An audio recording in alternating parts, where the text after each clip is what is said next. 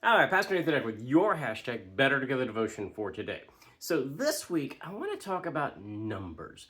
There are all sorts of numbers in the Bible and different places you can go to find specific numbers and things like that. And it gets kind of confusing because sometimes people want to say, oh, there's a secret code in the Bible if we can just do the math. Well, I'm not so sure about that one, but I am quite certain that there's a lot of symbolism, a lot of specific cultural contextual meaning behind each number within the Bible. So let's start at the very beginning. Genesis. Genesis begins with 7 days of creation. And that number 7 throughout the entire biblical text then begins taking on a very, very important symbolism of completeness. That God did this and he completed it by taking by creating restoration and rest and recreation on the 7th day, and that everything that ever would be was done in 7 days. This notion of 7 becoming complete, absolutely fully complete, carries through the entire biblical text, through the cultures, not just of the Hebrews, to the Jewish, to the Aramaic, to the Hellenistic, to the Gentiles, to us in church, even to this day.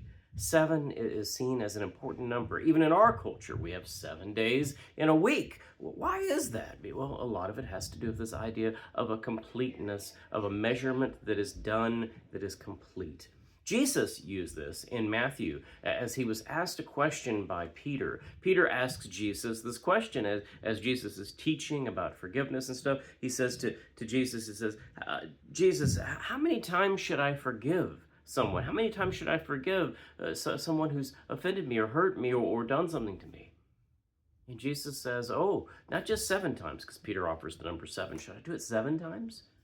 And Jesus takes and ups the ante and says, no, not just 7. And depending on the translation, sometimes it says 77 times 7, or 77, or 70, or 72, but the idea is the same. Jesus multiplies that number beyond to say that you have to keep forgiving and forgive and forgive and forgive until you completely forgive. The importance of numbers to us teaches us lessons about our spiritual world, about our spiritual life, about what God's kingdom is doing here on earth through us. Let's be 7s. Let's be complete. Let's be whole.